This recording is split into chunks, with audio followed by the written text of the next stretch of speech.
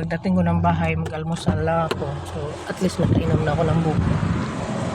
Kasi maganda to eh. Alkaline ko dito.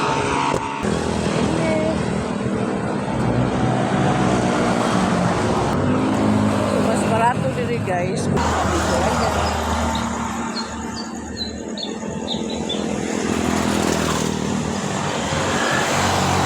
Ang sarap.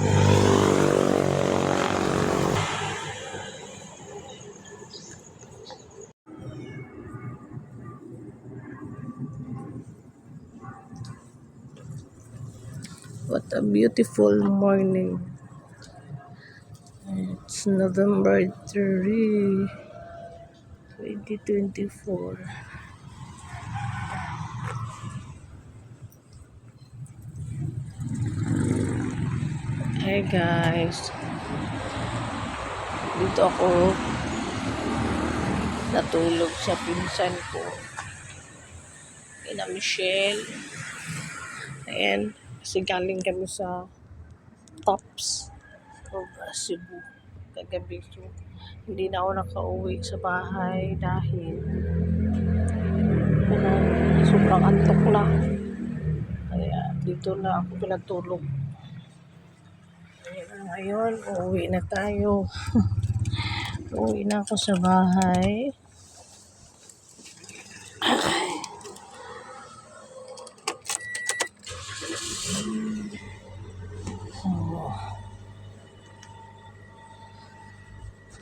Ngayon pala ako uwi.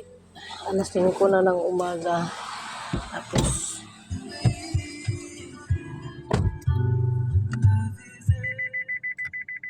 ayan na, medyo ay maliwanag na siya konti.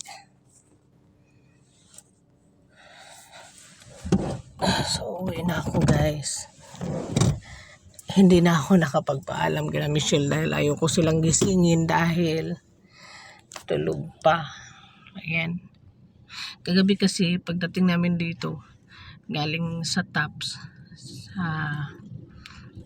sabi ko, pahinga lang ako saglit dito sa daanan na sabi ko mag-nap lang muna ako saglit.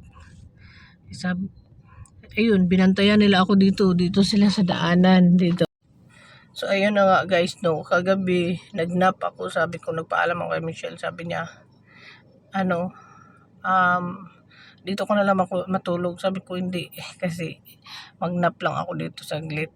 So uwi na rin ako. Mga alas 11 yun.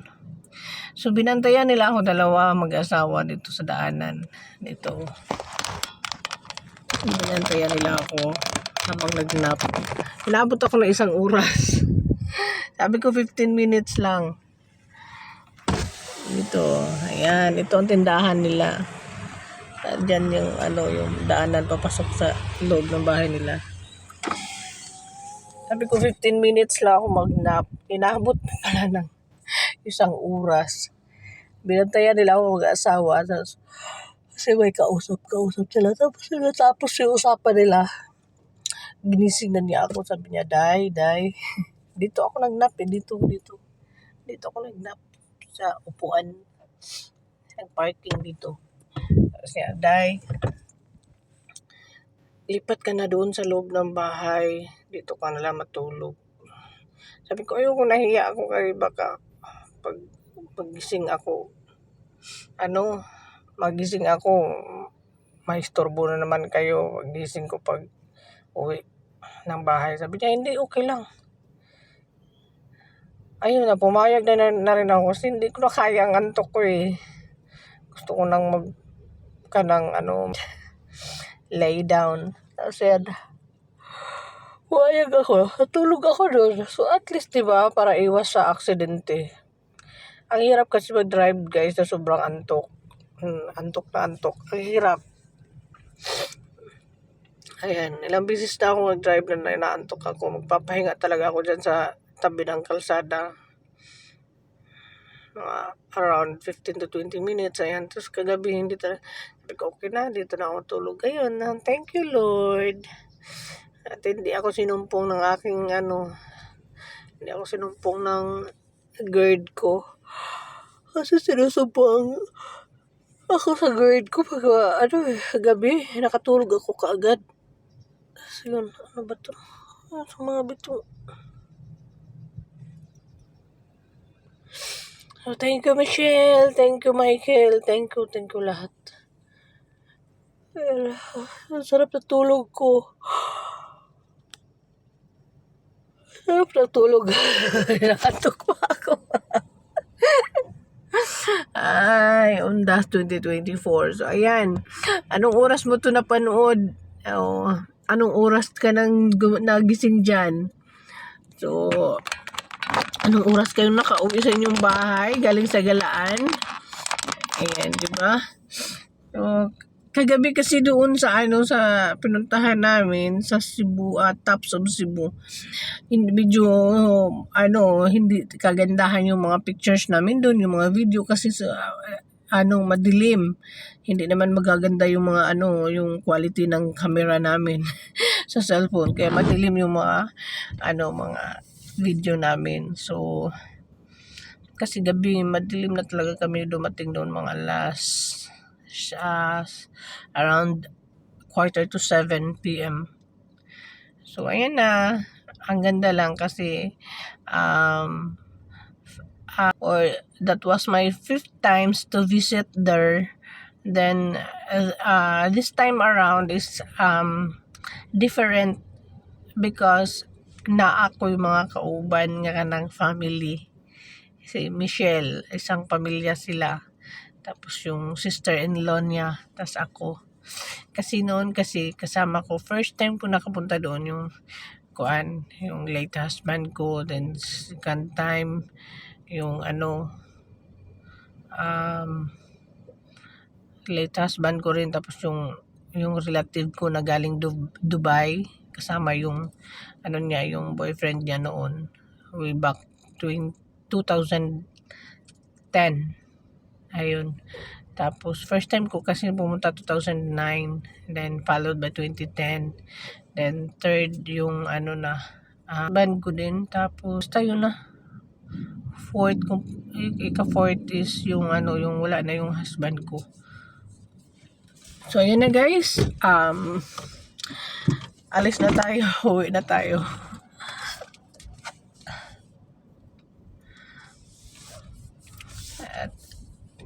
Of course, no? Thank you, Lord, kasi safe kaming nakauwi at na-enjoy naman namin yung gala namin kahapon.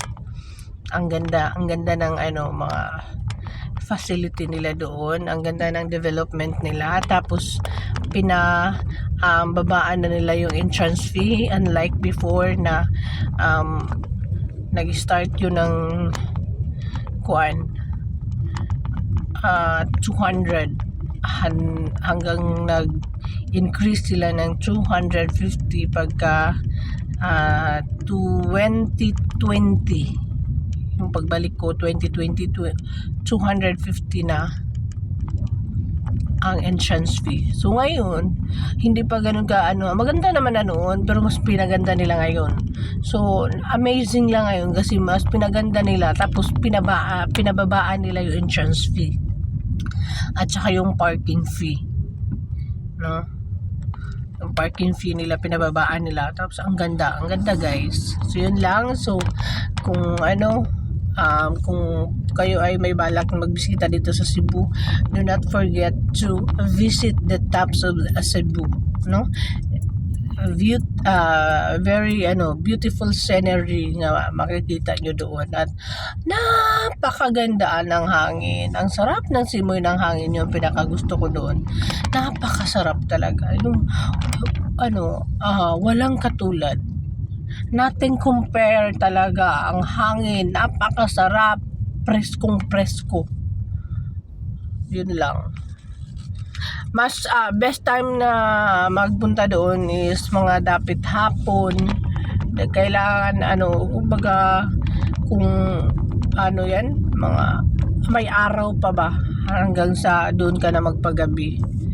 So kaya halimbawa darating ka doon mga around 4 p.m. tapos alis ka doon mga 6 or 7, mga ganyan.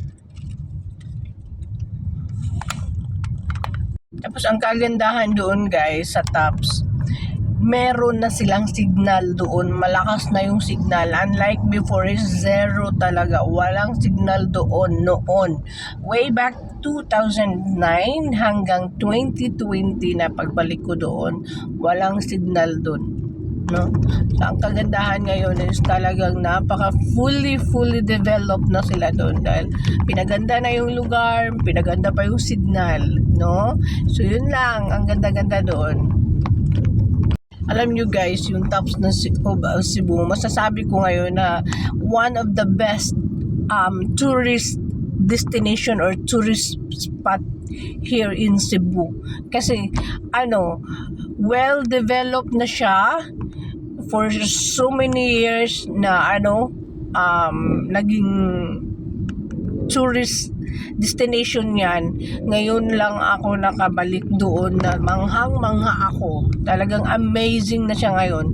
Then, properly managed talaga, well-managed talaga siya doon. Huwag kayong mag-alala pag nagpunta kayo doon is, very good service yung mga nila doon, mga personnel, yung mga employee nila sa parking lot. Wala kang masabi, ang ganda ng pagka-manage nila. Meron silang shuttle service na namangha ako talaga kagabi. May shuttle service na sila. Grabe, talagang my God, ang ganda ng first time ko nakapunta ng tourist spot na ganun kaganda ang kanilang service, no? Na mura na yung entrance, pinamura nga. Makikita niyo yan sa mga video ko na nakapost na sa bio ko. Makikita niyo yan. Madilim lang nga kasi hindi maganda yung camera ko. So, kasi madilim na nga pumunta kami. So napaka highly recommended ko para sa inyo kung kayo may balak magbakasyon dito sa Cebu. Visit Tops of Cebu. Hindi kayo hindi kayo lugi, hindi kayo magsisisi, at sigurado akong babalik-balikan nyo. Hindi nyo pwedeng kalimutan yon na one of the best experience na ma-experience nyo sa inyong pagbakasyon dito sa Cebu. Kasi namangha ako talaga guys. So kudos to the government of Cebu for a very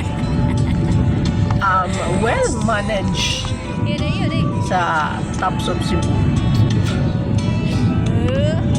Kasi ang dami ko na guys napuntahan ng mga tourist spot sa Pilipinas. Medyo marami na. Pero ito lang talaga namangha ako dito sa Tops. Sabi ko nga, ika-5 beses ko nang bumalik doon. Kagabi, ika-5 yun.